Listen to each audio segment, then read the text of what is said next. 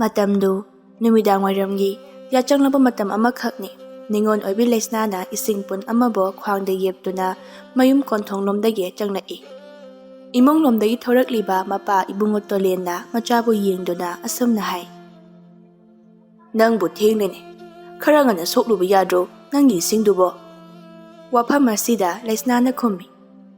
Babo ngasidi khara thengdokhre. Phare nathau tawjaruro. Lesna mapabungda hoi hairamduna imungda changkhre. Chakum aduda ising pundu thame aduga jak mahitu thangatuna mana lerang manak aduda phamduna singyangli. Thongliba jaktu hek cheng sujinkhibana lesna insang semba haukhre. Insang du semna karigumba wakhan amabo ningsengduna momon nokje. Numidang wairam aduda lesna du ising sokpa thoi. Pukri mapan aduda loyumbana mabu ngairam khibani. Lesna na hana mabu ngaiduna leiramliba nupadugi manakta changsinduna tapna phamthai aduga hai. Ta loyumba layam kuiragi lakpa. Loyumba du khajik sawboy warawboy tawduna khummi. Mamang chahigi kalengi tarani thoni panbadagini. Aini mafam asida nangmu ngairaklibase. Nangbu ubu phangdana mafam asida adumak thawdu nung onduna layadra haina khaluri. Lakti laidana. Ta loyumba nangi sibu sauriro. Saude. Saudraga kari tawriba. Khulopi sanariba. Wafam asida lesnadi makhon thokna penne hita nokthorei. Mataw aduda loyumbana hai. Nokano taningde. Lesna khajik taptharaktuna. Saurano bata loyumba yadabai tawbani. Aini hina ngasai nganna thorake tawbani. Se saurano ba. Hoi. Sauba pharaba. Ainaga unasi ngairamge hairabadi. Nangi thabakse hekta dum chillabani. Aina adum khanglabani. As adugi nateba. Nupana badu yam saganba. Nupadi minatabro. Taloyumba nangi sibu sauba sungpa phararoidro. Loyumba khumde matawa sida lesnana toksinnarai. Phare aina haiba wase taloyumbana thajabidra haiba natro. Asi haiduna lesna phamlambadagi phu hawgatli.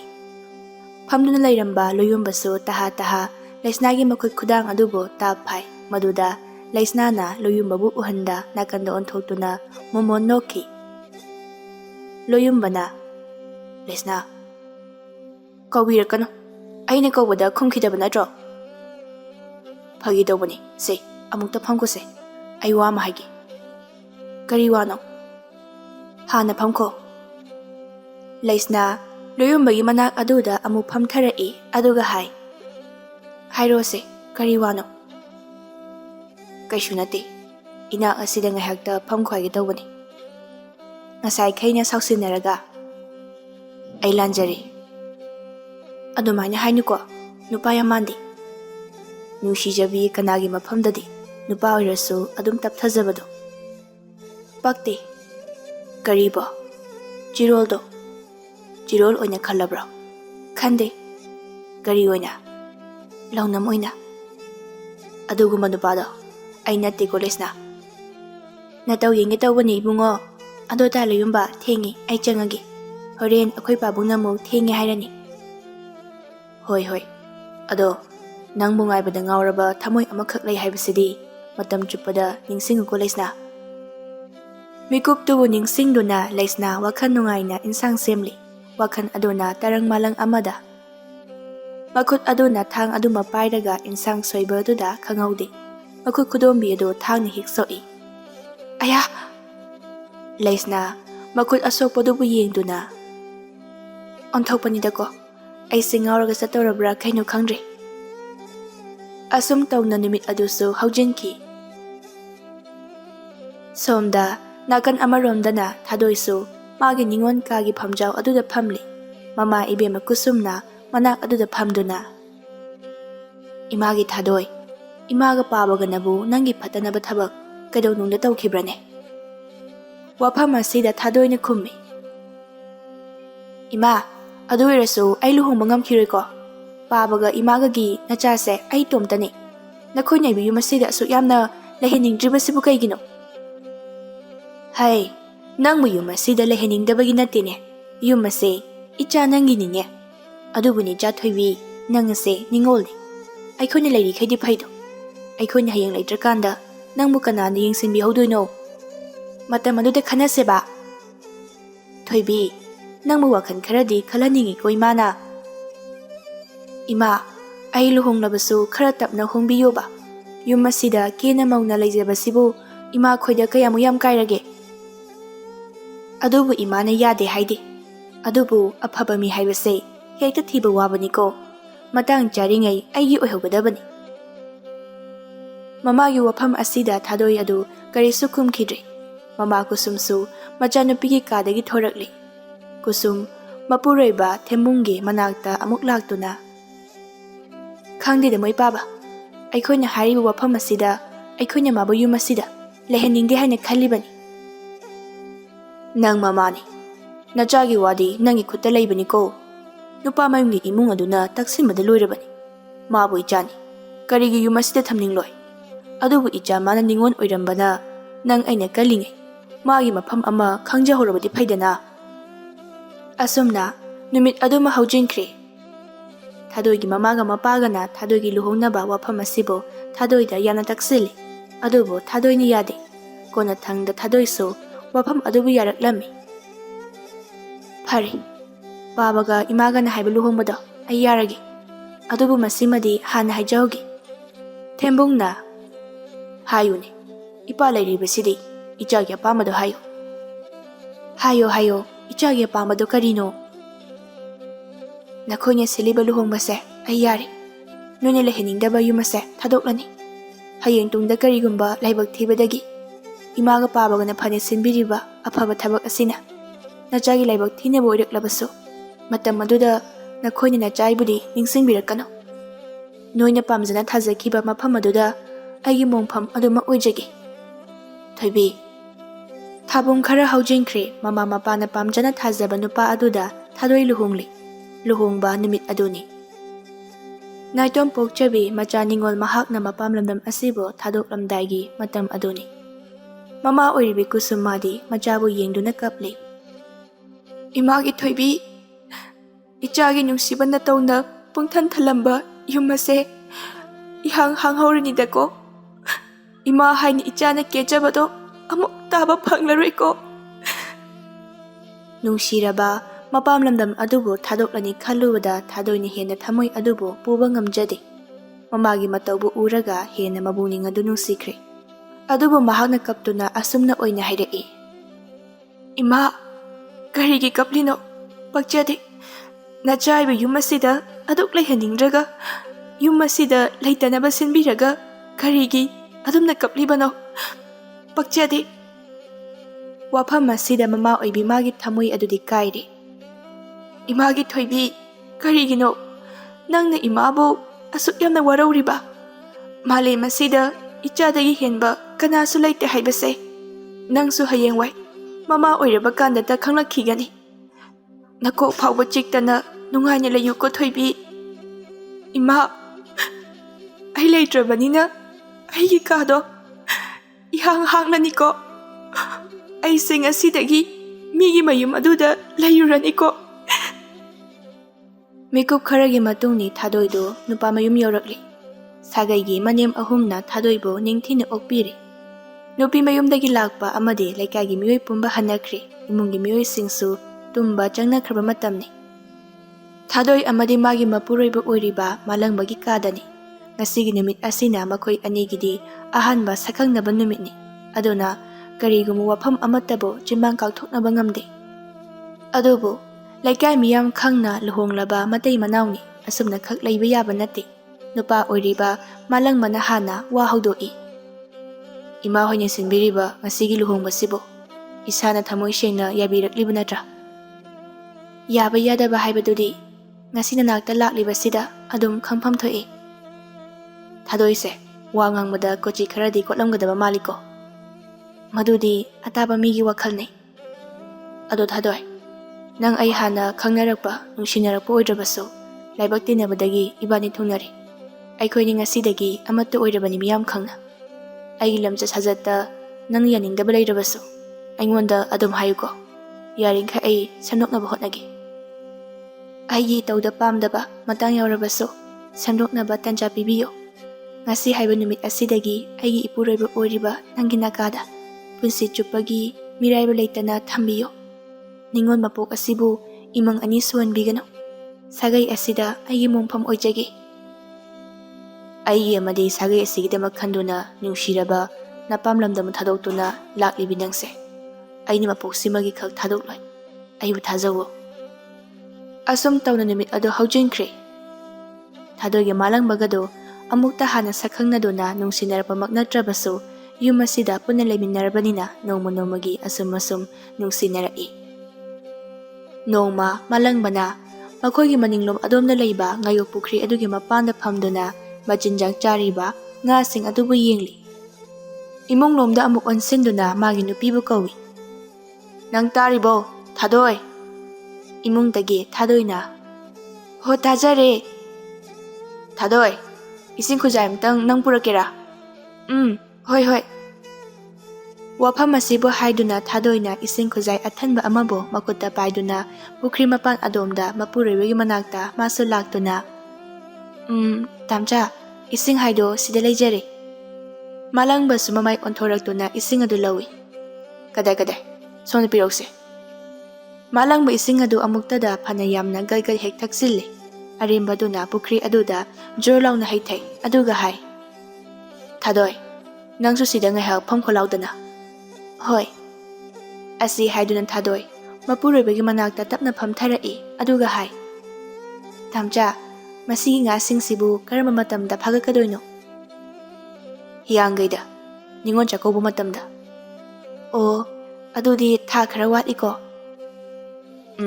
ꯋꯥꯠꯂꯤ ꯑꯗꯨꯕꯨ ꯉꯥꯁꯤꯡꯁꯤꯗꯤ ꯂꯣꯏꯅ ꯃꯄꯨꯡ ꯐꯥꯔꯕꯅꯤ ꯅꯪꯕꯨ ꯉꯥ ꯆꯥꯅꯤꯡꯕ꯭ꯔꯣ ꯌꯣꯟꯅꯕ ꯁꯨꯝ ꯊꯝꯁꯤꯗ ꯑꯁꯨꯛ ꯌꯥꯝꯕ ꯉꯥ ꯃꯌꯥꯝꯁꯤꯕꯣ ꯅꯪꯒꯤ ꯑꯃꯅꯤꯈꯛ ꯐꯥꯕꯗꯤ ꯀꯩꯁꯨ ꯅꯠꯇꯦꯗ ꯑꯗꯣ ꯑꯩ ꯆꯪꯉꯒꯦ ꯏꯃꯥꯒꯤ ꯐꯤ ꯈꯔ ꯉꯁꯥꯏ ꯁꯨꯕꯗꯣ ꯂꯧꯁꯤꯟꯗ꯭ꯔꯤ ꯑꯃꯨꯛꯇ ꯂꯧꯁꯤꯜꯂꯨꯈꯤꯒꯦ ꯍꯣꯏ ꯑꯗꯣ ꯆꯥꯛꯇꯣ ꯈꯔ ꯉꯟꯅ ꯊꯣꯡꯕ ꯍꯧꯔꯝꯃꯨꯀꯣ ꯃꯔꯣꯏ ꯃꯄꯥꯡ ꯈꯔꯁꯨ ꯁꯦꯝꯃꯒ ꯂꯩꯔꯣ ꯑꯩ ꯉꯥ ꯑꯆꯧꯕ ꯑꯃ ꯐꯥꯔꯛꯀꯦ ꯑꯗꯨꯒ ꯊꯣꯡꯁꯤ ꯍꯣꯏ ꯋꯥꯐꯝ ꯑꯁꯤꯕꯨ ꯍꯥꯏꯔꯝꯗꯨꯅ ꯊꯥꯗꯣꯏ ꯐꯨꯛ ꯍꯧꯒꯠꯂꯤ ꯁꯤꯁꯨ ꯄꯨꯈ꯭ꯔꯣꯁꯦ ꯑꯁꯤ ꯍꯥꯏꯗꯨꯅ ꯃꯥꯅ ꯏꯁꯤꯡ ꯊꯛꯈꯤꯕꯒꯤ ꯈꯨꯖꯥꯏ ꯑꯗꯨ ꯃꯥꯂꯪꯕꯅ ꯊꯥꯗꯣꯏꯗ ꯄꯤ ꯊꯥꯗꯣꯏꯁꯨ ꯈꯨꯖꯥꯏ ꯑꯗꯨꯕꯨ ꯄꯨꯗꯨꯅ ꯆꯪꯈ꯭ꯔꯤ ꯃꯥꯒꯤ ꯅꯨꯄꯤꯅ ꯆꯪꯈ꯭ꯔꯕ ꯃꯇꯨꯡ ꯃꯥꯂꯪꯕꯅ ꯂꯣꯡꯎꯞ ꯑꯃꯕꯨ ꯄꯥꯏꯗꯨꯅ ꯄꯨꯈ꯭ꯔꯤ ꯃꯅꯨꯡ ꯑꯗꯨꯗ ꯐꯠ ꯀꯨꯝꯊꯩ ꯑꯗꯨꯒ ꯉꯥ ꯑꯆꯧꯕ ꯑꯃꯕꯨ ꯎꯞꯇꯨꯅ ꯐꯥꯏ ꯑꯗꯨꯒ ꯉꯥꯗꯨ ꯁꯦꯝꯗꯣꯛꯏ ꯅꯨꯃꯤꯗꯥꯡꯒꯤ ꯑꯦꯟꯁꯥꯡꯗꯨ ꯃꯥꯂꯪꯕꯅ ꯐꯥꯔꯛꯄ ꯉꯥꯗꯨ ꯑꯣꯏꯅ ꯊꯥꯗꯣꯏꯅ ꯅꯤꯡꯊꯤꯅ ꯊꯣꯡꯗꯨꯅ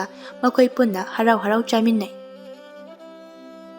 ꯑꯁꯣꯝꯒꯤ ꯂꯩꯁꯅꯥ ꯍꯣꯏꯒꯤ ꯈꯨꯟꯗꯅ ꯂꯩꯁꯅꯥꯒꯤ ꯃꯄꯥ ꯇꯣꯂꯦꯟꯅ ꯂꯩꯁꯅꯥꯗ ꯑꯁꯨꯝꯅ ꯍꯥꯏ ꯏꯄꯥꯒꯤ ꯂꯩꯁꯅꯥ ꯀꯔꯤ ꯍꯥꯏꯒꯦ ꯄꯥꯕꯨꯡ ꯏꯄꯥ ꯋꯥ ꯍꯪꯒꯦ ꯏꯄꯥ ꯏꯆꯥ ꯈꯛꯇ ꯂꯩꯕꯅꯤ ꯑꯗꯨꯅ ꯏꯄꯥꯗ ꯀꯔꯤꯁꯨ ꯀꯣꯏꯒꯅꯨꯀꯣ ꯀꯔꯤ ꯋꯥꯅꯣ ꯄꯥꯕꯨꯡ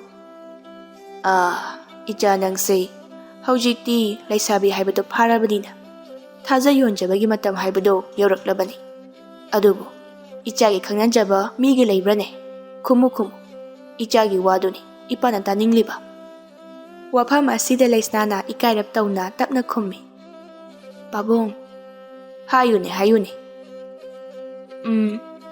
ꯑꯩꯒꯤ ꯈꯪꯅꯕ ꯃꯤꯁꯛ ꯑꯃꯈꯛꯇꯤ ꯂꯩ ꯋꯥꯐꯝ ꯑꯁꯤꯗ ꯃꯄꯥ ꯇꯣꯂꯦꯟꯅ ꯅꯣꯛꯇꯨꯅ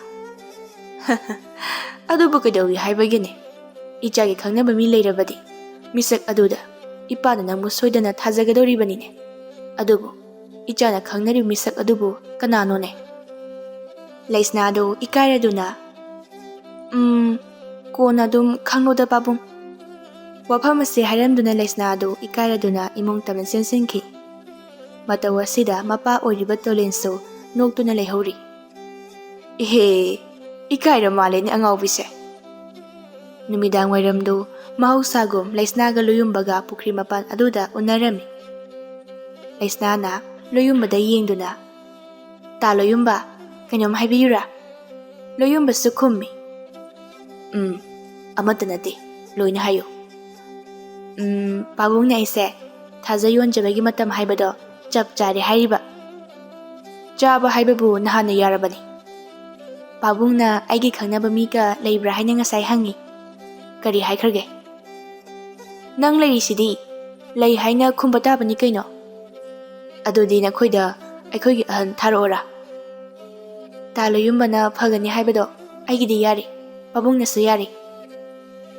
Asum tauna matang-matangi matung inna laisnaga luyumbagagi luhongnaba matamsu lepnaduna matam ngaiduna laikri.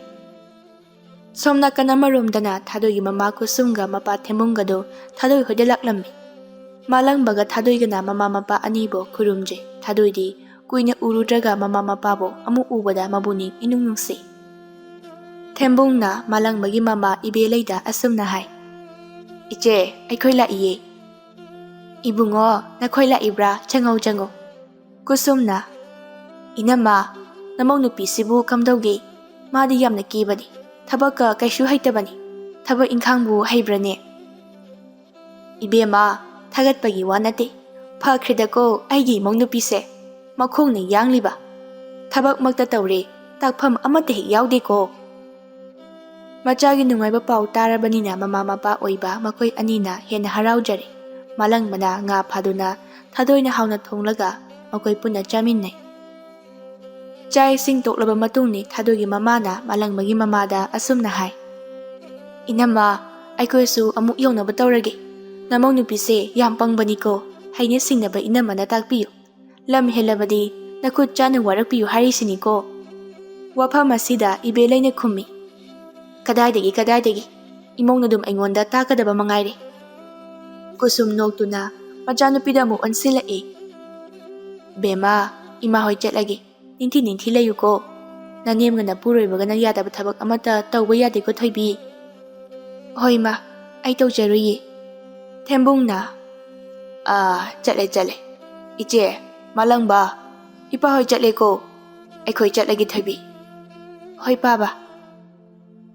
Kusumga thembungga su chatkre malangbaga thadoigana konthong phawba thindokloi aduga anidasu halae.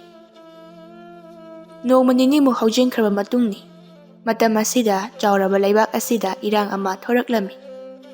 Maramdi thangnaba laibaki ningthongna laibak asida landarakpadagi haurakpa irangni. Masida laibak asida leiba kun singdagi yumthonggi masa mau phaba nupa amamam thoktaba yaraktre. Malangbasu thoktaba yaraktre. Laibak asigi lanmi masing watpana malangbasu konunggi lanmi oina lan chatpa tare. Numitu malangmana konungda chatkadaba numitni. Mapuroibana lanmi ama oina chatlani khallubada luhongba kuijadribi thadoidi mabuning adu leitade. Malangba magi pugadaba pochai sing adu mangonda loina thammi aduga mamabu hana khurummi. Ima, nacha chacharukhige. Iramdam. Aikhogi laibak asigi mingchatpu nachaina purakpa ngamba oijage. Machana lan chatkani haiba wafam asida ibelaisu nungaijade adubo karidi upai leiri asumna oina hairai. Imagi bungo icha sidi teita kaidina hala uko.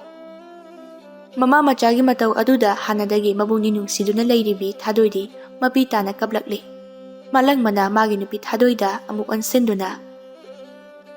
Thadoi, nang imaga yam nungani leiramuko. Ai yam thonlaki. Thadoi su hoi haibago mangaktu nomduna. Nangsu phajana chatluko tamcha. Teita kaidana aigi nakta hanbiroko. Thadoi, ai kaishu tawriye. Teita kaidana nangi namangda ai soidana lepkini thadoi. Se, chatlamdai sida nangna dumani pukning sontharabadi. Nangmu thamlamduna ikhongase karamna thango haibano. Ai yam thuna lakani kakpanuse. Nang yam thuna di lauko tamcha. Hoiba, kapanubase thadoi. Kaparoi. Kaparoi haraga pitari sidi. Tamcha, ai nangmu lakpa ngaiduna teita kaidana leijaramge. Tamcha su aigi nakta teita kaidana hanbirauko. Hayeng lanpham changlabakat nangi thadoina nangmu ngaihauri haibase. Ningsingduna nang thongna hanganuko. Se, kapano. Ai thokigiko. Wafam asibu hairamduna malangbadu thokre konung tamda mahak chatli. Luhongbasu kuijadribi magi nupi thadoina kaptuna leheubadubo ningsingduna makhong adu thangduna khak chatningdre. ꯑꯗꯨꯕꯨ ꯅꯤꯡꯊꯧꯒꯤ ꯌꯥꯊꯪ ꯑꯣꯏꯕ ꯑꯃꯗꯤ ꯃꯔꯩꯕꯥꯛꯀꯤꯗꯃꯛ ꯈꯟꯗꯨꯅ ꯃꯍꯥꯛꯅ ꯂꯥꯟꯃꯤ ꯑꯣꯏꯕꯁꯤꯕꯨ ꯌꯥꯈꯤꯕꯅꯤ꯫ ꯃꯥꯂꯪꯕ ꯀꯣꯅꯨꯡ ꯌꯧꯁꯤꯟꯈ꯭ꯔꯦ, ꯃꯉꯣꯟꯗ ꯃꯇꯝ ꯌꯥꯝꯅ ꯐꯪꯗꯦ꯫ ꯅꯨꯃꯤꯠ ꯅꯤꯅꯤ ꯍꯨꯝꯅꯤꯃꯨꯛ ꯂꯥꯟ ꯇꯝꯂꯕ ꯃꯇꯨꯡ ꯃꯍꯥꯛ ꯂꯥꯟꯐꯝ ꯆꯪꯕ ꯇꯥꯔꯤ꯫ ꯂꯥꯟꯃꯤ ꯂꯤꯁꯤꯡ ꯀꯌꯥꯒ ꯂꯣꯏꯅꯗꯨꯅ ꯃꯥꯂꯪꯕ ꯂꯥꯟꯐꯝ ꯆꯪꯈ꯭ꯔꯦ꯫ ꯌꯦꯛꯅꯕ ꯂꯩꯕꯥꯛ ꯑꯗꯨꯒ ꯑꯉꯝꯕ ꯍꯥꯠꯇꯣꯛꯅꯕ ꯍꯧꯈ꯭ꯔꯦ꯫ ꯊꯥꯗꯣꯏꯗꯤ ꯁꯣꯝꯗ ꯃꯄꯨꯔꯣꯏꯕꯕꯨ ꯑꯁꯣꯏ ꯑꯉꯥꯝ ꯊꯣꯛꯍꯟꯕꯤꯅꯨ ꯍꯥꯏꯅ ꯆꯤꯉꯨ ꯃꯍꯥꯛꯄꯨ ꯃꯕꯨꯛꯅꯤꯡ ꯑꯗꯨꯗ ꯆꯦꯠꯅ ꯊꯥꯒꯣꯟꯅꯩ꯫ ꯑꯗꯨꯕꯨ ꯑꯔꯦꯝꯕꯅꯤ꯫ ꯆꯤꯉꯨ ꯑꯣꯏꯕ ꯃꯍꯥꯛꯁꯨ ꯃꯃꯤꯠ ꯑꯗꯨ ꯇꯥꯡꯂꯕꯣꯏ ꯊꯥꯗꯣꯏꯅ ꯑꯗꯨ ꯊꯃꯣꯏ ꯁꯦꯡꯅ ꯅꯤꯖꯔꯤꯕ ꯑꯗꯨꯕꯨ ꯎꯕꯤꯗꯦ꯫ ꯃꯇꯝꯗꯨ ꯐꯅꯌꯥꯝ ꯍꯧꯖꯤꯟꯈ꯭ꯔꯦ꯫ ꯂꯩꯕꯥꯛꯀꯤ ꯏꯔꯥꯡ ꯅꯦꯝꯈ꯭ꯔꯦ, ꯁꯣꯛꯅꯔꯝꯕ ꯂꯥꯟ ꯑꯗꯨꯁꯨ ꯂꯦꯞꯂꯦ꯫ ꯂꯥꯟꯃꯤ ꯑꯣꯏꯅꯕꯒꯤꯗꯃꯛ ꯆꯠꯈꯤꯕ ꯃꯈꯣꯏ ꯄꯨꯝꯕ ꯃꯌꯨꯝ ꯃꯌꯨꯝꯗ ꯍꯜꯂꯛꯅꯔꯤ꯫ ꯑꯗꯨꯕꯨ ꯃꯥꯂꯪꯕ ꯃꯥꯗꯤ ꯌꯥꯎꯔꯛꯇ꯭ꯔꯦ꯫ ꯃꯁꯤꯗ ꯊꯥꯗꯣꯏꯗꯤ ꯃꯊꯃꯣꯏ ꯑꯗꯨ ꯈꯣꯏꯔꯥꯡꯂꯤ꯫ ꯏꯀꯥꯏꯒꯤ ꯊꯥꯗꯣꯛꯇꯨꯅ ꯂꯩꯀꯥꯏ ꯈꯨꯗꯤꯡ ꯆꯠꯇꯨꯅ ꯃꯄꯨꯔꯣꯏꯕꯕꯨ ꯃꯐꯝ ꯀꯔꯥꯏꯗ ꯂꯩꯍꯧꯕꯒꯦ ꯍꯥꯏꯅ ꯀꯣꯏꯍꯪ ꯍꯪꯖꯩ ꯊꯥꯗꯣꯏꯗꯣ꯫ ꯑꯗꯨꯕꯨ ꯀꯅꯥꯅꯁꯨ ꯃꯥꯒꯤ ꯄꯥꯎꯈꯨꯝ ꯑꯃ ꯄꯤꯕꯤꯗꯦ꯫ ꯅꯣꯡꯃ ꯅꯣꯡꯃꯒꯤ ꯃꯇꯝꯁꯨ ꯑꯁꯨꯝ ꯍꯧꯖꯤꯟꯈ꯭ꯔꯦ꯫ ꯑꯗꯨꯕꯨ ꯃꯥꯂꯪꯕꯗꯨ ꯑꯃꯨꯛ ꯍꯜꯂꯛꯈꯤꯗ꯭ꯔꯦ꯫ ꯂꯩꯕꯥꯛ ꯅꯤꯡꯊꯧ ꯃꯉꯣꯟꯗ ꯋꯥꯀꯠꯆꯩ, ꯑꯔꯦꯝꯕ ꯇꯥꯗꯨꯅ ꯑꯗꯨꯝ ꯃꯇꯣꯛꯏ꯫ ꯍꯤꯡꯂꯤꯕ꯭ꯔꯥ ꯁꯤꯔꯤꯕ꯭ꯔꯥ ꯀꯅꯥꯅꯁꯨ ꯃꯄꯨꯔꯣꯏꯕꯒꯤ ꯑꯔꯦꯞꯄ ꯑꯃꯠꯇ ꯍꯥꯏꯕꯤꯗ꯭ꯔꯕ ꯑꯁꯤꯗꯗꯤ ꯊꯥꯗꯣꯏꯗꯤ ꯃꯊꯟꯇ ꯇꯦꯡꯊꯥꯔꯛꯂꯤ꯫ ꯇꯥꯝꯆꯥ, ꯅꯪꯕꯨ ꯃꯐꯝ ꯀꯥꯏꯗ ꯂꯩꯕꯒꯦ? ꯆꯠꯃꯤꯟꯅꯈꯤꯕ ꯃꯈꯣꯏ ꯄꯨꯝꯕꯗꯤ ꯃꯌꯨꯝ ꯃꯌꯨꯝꯗ ꯍꯜꯂꯛꯑꯦ꯫ ꯅꯪꯅ ꯍꯧꯖꯤꯛ ꯐꯥꯎꯕ ꯍꯜꯂꯛꯇ꯭ꯔꯤꯕꯁꯤ ꯀꯔꯤꯒꯤꯅꯣ? ꯅꯪꯕꯨ ꯑꯩꯉꯣꯟꯗ ꯇꯦꯛꯇ ꯀꯥꯏꯗꯅ ꯍꯜꯂꯛꯀꯅꯤ ꯍꯥꯏꯔꯝꯕꯗꯥꯏꯅꯦ? ꯅꯪ ꯂꯥꯛꯑꯣ ꯇꯥꯝꯆꯥ, ꯑꯩ ꯅꯪꯕꯨ ꯎꯅꯤꯡꯉꯦ꯫ ꯀꯨꯏꯔꯦ, ꯊꯥꯕꯨꯡ ꯃꯁꯤꯡ ꯊꯤꯉꯝꯗ꯭ꯔꯦ ꯑꯩꯅ ꯇꯥꯝꯆꯥꯕꯨ ꯎꯒꯦ ꯐꯪꯂꯛꯇꯕ꯫ ꯅꯪꯅ ꯂꯥꯛꯀꯗꯕ ꯅꯨꯃꯤꯠ ꯃꯁꯤꯡ ꯑꯗꯨꯕꯨ ꯊꯦꯛꯄꯗ ꯑꯩꯒꯤ ꯈꯨꯠꯁꯥꯁꯦ ꯆꯣꯛꯊꯔꯤ꯫ ꯅꯪ ꯂꯥꯛꯑꯣ ꯇꯥꯝꯆꯥ, ꯅꯪ ꯂꯥꯛꯑꯣ꯫ ꯃꯃꯧ ꯅꯨꯄꯤꯅ ꯀꯞꯂꯤꯕꯗꯨꯒꯤ ꯃꯅꯥꯛꯇ ꯏꯕꯦꯂꯩꯁꯨ ꯅꯨꯡꯉꯥꯏꯇꯅ ꯆꯪꯂꯛꯂꯒ, ꯕꯦꯝꯃ, ꯏꯅꯦꯝꯒꯤ ꯏꯕꯦꯝꯃ꯫ ꯊꯥꯗꯣꯏꯗꯨ ꯃꯅꯦꯝꯗ ꯑꯣꯏꯅ ꯑꯣꯟꯁꯤꯜꯂꯛꯏ꯫ ꯏꯃꯥ, ꯆꯍꯤ ꯐꯅ ꯌꯥꯝꯂꯛꯂꯦ ꯇꯥꯝꯆꯥꯗꯣ ꯌꯨꯝꯗ ꯍꯜꯂꯛꯈꯤꯗꯕ꯫ ꯑꯗꯣ ꯏꯃꯥ, ꯃꯥ ꯁꯣꯏꯗꯅꯗꯤ ꯍꯜꯂꯛꯈꯤꯅꯤꯀꯣ? ꯇꯥꯝꯆꯥꯗꯣ ꯃꯥ ꯍꯜꯂꯛꯈꯤꯅꯤꯀꯣ ꯏꯃꯥ? ꯏꯕꯦꯂꯩ ꯃꯃꯧꯒꯤ ꯋꯥꯐꯝ ꯑꯁꯤꯗ ꯈꯨꯝꯐꯝ ꯈꯪꯗꯦ꯫ ꯃꯥꯅꯗꯤ ꯊꯥꯖꯕ ꯂꯩꯇ꯭ꯔꯕꯅꯤ꯫ ꯑꯁꯨꯛ ꯀꯨꯏꯅ ꯂꯥꯜꯂꯣꯏꯔꯕꯁꯤ ꯐꯥꯎꯕ ꯃꯆꯥꯅ ꯍꯜꯂꯛꯇ꯭ꯔꯒ ꯑꯃꯨꯛ ꯍꯜꯂꯛꯈꯤꯅꯤ ꯍꯥꯏꯕ ꯋꯥꯐꯝ ꯑꯁꯤ ꯃꯃꯥ ꯑꯣꯏꯕꯤ ꯃꯥꯒꯤꯗꯤ ꯊꯥꯖꯕꯒꯤ ꯋꯥꯡꯃꯗꯅꯤ꯫ ꯑꯗꯨꯕꯨ ꯃꯃꯧꯅ ꯅꯨꯡꯉꯥꯏꯈꯤꯔꯣꯏ ꯈꯟꯗꯨꯅ ꯃꯥꯁꯨ ꯑꯗꯨꯃꯛ ꯈꯨꯝꯂꯛꯏ꯫ ꯏꯆꯥꯗꯣ ꯁꯣꯏꯗꯅ ꯍꯜꯂꯛꯈꯤꯒꯅꯤ꯫ ꯕꯦꯝꯃ, ꯅꯪꯕꯨ ꯏꯃꯨꯡꯗ ꯆꯪꯉꯁꯤ ꯂꯥꯛꯑꯣꯅꯦ꯫ ꯂꯥꯛꯑꯣ ꯂꯥꯛꯑꯣ, ꯏꯃꯥꯒ ꯆꯪꯉꯁꯤ꯫ ꯏꯃꯥ ꯆꯪꯉꯝꯃꯣ, ꯑꯩ ꯇꯥꯝꯆꯥꯗꯣ ꯂꯥꯛꯄ꯭ꯔꯥ ꯍꯥꯏꯅ ꯉꯥꯏꯍꯥꯛ ꯉꯥꯏꯈꯤꯒꯦ꯫ ꯕꯦꯝꯃ, ꯂꯥꯛꯄ ꯀꯟꯅ ꯂꯥꯛꯆꯁꯅꯤ, ꯁꯦ ꯆꯪꯉꯁꯤ ꯂꯥꯛꯑꯣ꯫ ꯃꯥ ꯁꯣꯏꯗꯅꯗꯤ ꯂꯥꯛꯈꯤꯒꯅꯤ, ꯑꯩ ꯃꯥꯕꯨ ꯉꯥꯏꯒꯦ ꯏꯃꯥ꯫ ꯏꯕꯦꯝꯃ꯫ ꯃꯇꯥꯡ ꯑꯁꯤꯗ ꯊꯥꯗꯣꯏꯒꯤ ꯃꯃꯥꯒ ꯃꯄꯥꯒꯁꯨ ꯂꯥꯛꯂꯝꯃꯤ꯫ ꯃꯈꯣꯏꯕꯨ ꯎꯕꯗ ꯏꯕꯦꯂꯩꯅ ꯑꯁꯨꯝꯅ ꯍꯥꯏ: ꯏꯕꯨꯡꯉꯣ, ꯅꯈꯣꯏ ꯂꯥꯛꯏꯗꯅ? ꯊꯦꯝꯕꯨꯡꯅ: ꯑꯧ ꯏꯆꯦ꯫ ꯏꯅꯝꯃ, ꯑꯩꯈꯣꯏꯅ ꯂꯥꯛꯆꯔꯤꯁꯦ ꯑꯇꯩ ꯀꯩꯁꯨ ꯅꯠꯇꯦ꯫ ꯍꯥꯏꯌꯨ ꯀꯔꯤ ꯋꯥꯐꯝꯅꯣ? ꯊꯦꯝꯕꯨꯡꯅ: ꯑꯩꯕꯨ ꯋꯥꯐꯝ ꯑꯁꯤꯕꯨ ꯀꯔꯣꯝꯗꯒꯤ ꯍꯧꯒꯗꯕꯅꯣ ꯈꯪꯗ꯭ꯔꯦ ꯇꯧꯔꯤꯁꯦ꯫ ꯍꯦꯛꯇ ꯍꯥꯏꯌꯨ ꯀꯩꯗꯧꯔꯒꯦ ꯊꯦꯝꯕꯨꯡ?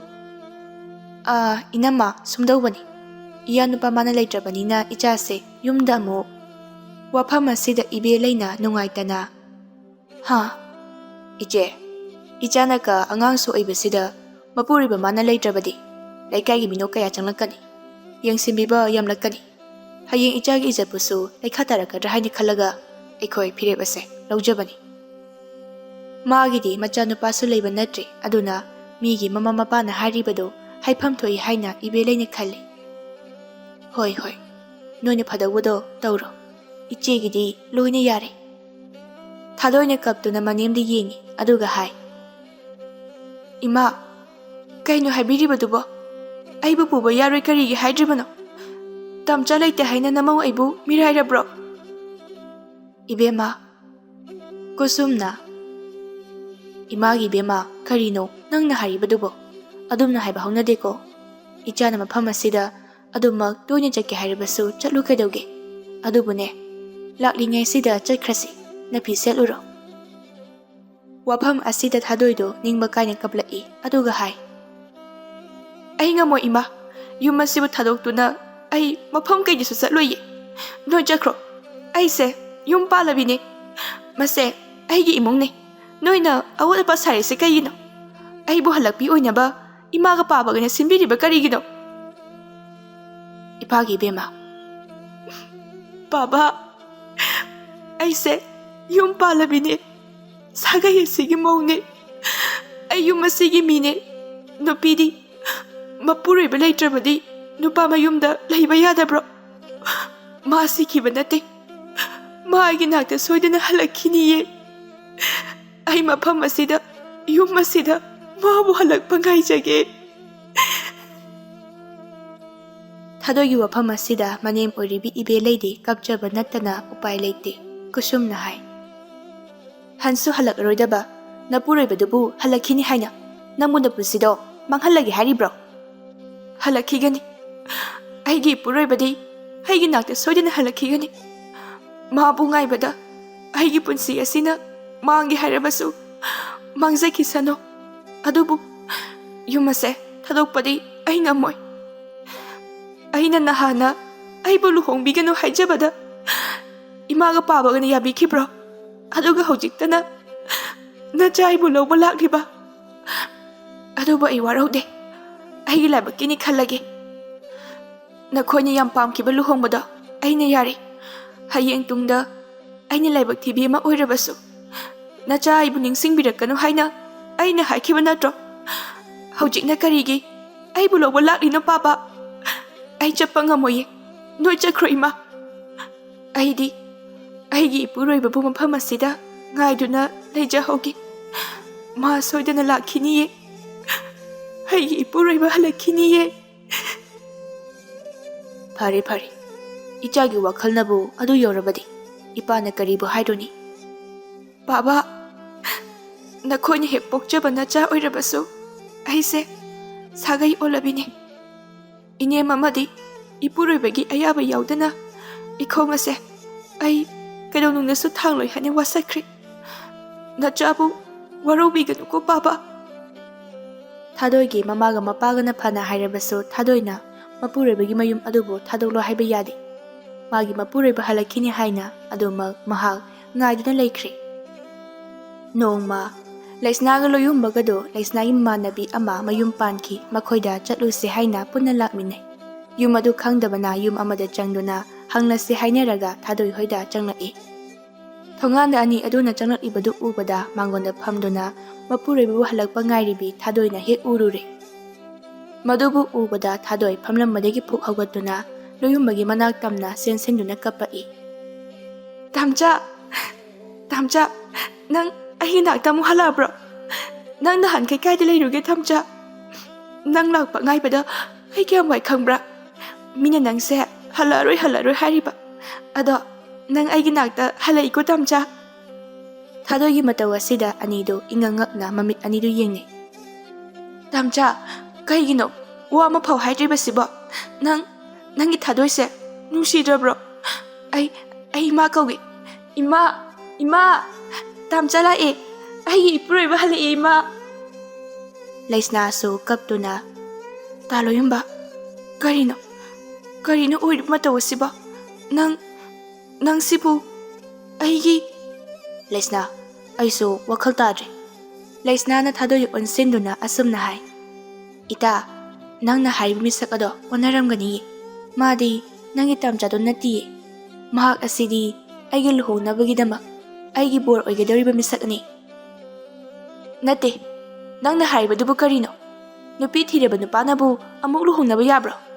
Tamcha mana harise karino nangna nahankhai yumda halaktrise aibu thadoktuna lamlanmi maga luhonglagi haibagiro. Somna haibiribasibu karino aibu wakhalamda tajadre. Matam khara lapnabasida nang aibu masak khangdabro tamcha. Nangbu ai inakta yam thona halakani hairambadaine aduga hojikna aibu masak khangdrabra. Matam khara lapnabasida nang aibu masak khangdabro tamcha. Nangbu ai inakta yam thona halakani hairambadaine aduga hojikna aibu masak khangdraba. Matang asida ibelaisu thorai leiramliba misak adubu ubada masu kaptuna asumna hai. Imagi bungo, imagi malangba. Ima, tamsase, aibu masak khangde hayi. Aina mabu asuk wana ngaijarakpase. Mana kaisu khangbidre ima. Mana aibu miraibire. Aidi Epuroibana miraibire. Thadogi matau asida laisnadi thamoi kairi loyumbana hai. Ima, aidi malangba nati. Mafam asida mi amakaki yumthiba lakpani. Aidi loyumbani ima. Aduga aigi lakminariba mahak asina laisna. Mahak asina aigi luhongadoriba misaktuni. Ha, nangbu aigi jamalangba nate haiba. Thadoina, nate, ma loyumba nati ima. Mase aigi tamchane, noi thazadraga yengmune. Ase haiduna thadoi imungda thune sensinkiduna Mapuroibagi ayekpa saktam amabu puthoraklaga utli. Tu, si yengoba, mase aigi tamchagi saktamne. Laisna, saktam adubu ubada tu chungi loyumba sungakpana kham thengli. Ta loyumba, saktam asibu nang natabro. Laisna, nang aibu thazadabro. Laisna, ma kanagi wabu thazasige khanpham khangde thadogi matau asibu ma yengma ngamde. Thazai, adubu aigumbi, magi matau asisu ai yengma ngamdi. Laisna, ita, nangi warido, aingonda libada kaidaba oirabadi, aingonda liyuba. Thadoina magi haukraba punsigi wari mana Mapuroibabo numit khudingi wana ngaijabagi wari pumbadu lirammi. Waridu taraga laisnasu kapi loyumbasu nungaiti. Thadoi kaptuna, aina khwaidagi pamjakidaba luhongbado ai luhongli. Imaga pabagana haibado aina yaki. Adubu aina khwaidagi pamjakidaba luhongbado ai luhongli. Imaga pabagana haibado aina yaki. Adubu aigi Epuroiba magi manakta leiraba mikub adudagi magi nungshibana aibu yomsinduna thambiki. Adubu mahakto aigi nakta amuk halakidri. Ngasi phauba aina aigi Epuroibabu nongmadi soidana halakhini khanduna. Ngasi phauba ai mabu ngairiye. Laisna su nungaitana, ita, nangi warise aisu yamnadi nungaiti. Adubu ita, aigi ngasi lakliba mahak asidi loyumba mana phana nungaitrabasu magi laisnadagi hena nungshiba kanasu laite. Aduna wada makhamuk taraklabadi laisnagi pukning olakpasu yai khanduna nupi adugi khudang adu tappai. Ta loyumba, loyumba wangangde laisnabu chingduna konthonglomda thokre. Thadoina kaptuna, tamcha, tamcha, nang chalidubu kaidano, ngai khuo tamcha, ngai khuo. Thadoi chakriba makhaibo tanage tawi adubo manem ibe leina mamabu phai. Bema se nangbu taptha khone. Ima, tamcha se amuk chakre. Mabu khanmu se ima. Thadoidu pena kapchai manem oibiduna ningthina themduna numit asima haukre. Somda laisnaga loyumbaga unai ngasigi numit asida laisna wangangde loyumbana hai. Laisna, nangbu ngasi kadaurage. Ta loyumba, ngarangi ita thadoido magi mataudo ayam nungaiti. Laisna, nang dumai sum khallaga leirage haibro. Ai magi mataudo tasena nungshi. Mapuroibabu halakhini khanna. Mana kayada wana ngaijaba. Magi awabado kananasu kohanba ngamlai. Adubu ta loyumba, nangna magi awabado soidana kohanba ngamgani. Ai magi punsibu kanba pamai ta loyumba. Wafam asida loyumbana sauna laisnai mamai aduda khupakna tharai. Laisna, karino nangna haridubo ha? Nangmu ngarbo? Aise kanano? Aduga nangna kanano? Nungsibasibu phagiro? Ai khangde, ai khangde, ai kem khangde. Ai thadogi punsibu kanba pamai. Ai wafamado yaba sungangamoi. Laisna, ai nangmu nungsiye. Nang ai luhonggadaba hayengda ngairaba natro? Luhongbado toase. Ai luhongbado ngamaroi. Laisna, Taloyumba, aigi wase, nang amukta yabiyuba. Karigumba, aigi wafam asibu, taloyumani yabidraba. Ai thanta sijagani. Wafam asida loyumba matha sana. Phare Lesna, adudi hayo. Aina lamlami kanaga luhongkhibada nang yengduna leiba ngamgadra. Nang penthokpa ngamgadra. Ngamgani. Pumnamak ai ngamgani. Lesna, thamoi amakhaki awababu koknaba. Aikhoi anigi kaigadoriba thamoi asidi kanana mensingani. Ai kem khangde. Lesna, nang aibu kauthopa ngamladro. Lesna khumde thamoi manungdadi mahak khangpham khangde adubu maraibak thehoribi magidama khanduna magi nungsibabu kathoklage haina jap yungna lepkhre. Loyombasu Lesna gi ningaida khangma ngamdraduna mathangi nimit aduda makoi anidu thadoi hoida laklamni. Thadoi mapuroibagi ayekpa saktam amabu konduna kapli. Tamcha, nang aibu nungsiba sungphau phaudrabro. Nang aibu kauthoabro. Tanja asida Lesnana, ita, thadoi lakliba ani adubu yengi. Taloyumba lao. Lesna na loyumba bu chingduna thadoi gi manata puselai. Ita, nangi tamsa se, aina ngasidi nangi nafamda sinarabani. Ita, Lesna thadoi no fetauramlaga kadudagi thoki. Loyumbana, Lesna thorakli. Aduga kada lehoriba anidugi mataubo thongjin adudagi lona yengduna majin adu mensinduna masu kapli. Thamoi sengna nungsijaba misak amabu atopa kanada kathoklaga karamnadi noktuna leigani. Loyumbana, thadoi na tapna.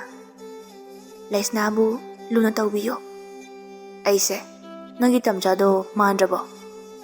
Male adubu natte haibadi khangi. Thadoi, aigi tamjaga sakmanaba nangbo aigi tamja oirabo haina ninglure. Aibu warobi nuko taloyumba. Ita Lesnabu punsigi thadokpigano. Thamoi sengna nungsijaba haibase khainabada yam wabani. Thadoi phuk haugali aduga loyumbagi khudangdu chingduna puthorai aduga Lesnagi makhutta sinai. Thadoi du Lesnada yengduna hihi kappi. Lesnana, ita, thadoi kaptuna. Ita, nangi thamoi se angakpani ko. Nang budi yam thagatle. Dubu ita, nungsinariba nakhoi anigi thamoi bu kaihangadabagi saru. Haigi thamoi ase khak kaijage. Taloyumba se nangi ni ita. Nangi thawai oriba taloyumba bu. Aina nangi nafamda amuk sinarabani. Nakhoi ani punsigi kainaganu ko. Ita, taloyumba, ita bu punsigi thadokpiganu ko.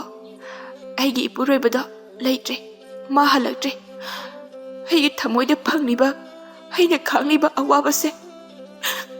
Aigumba kana amagi mafamdasu phanganba.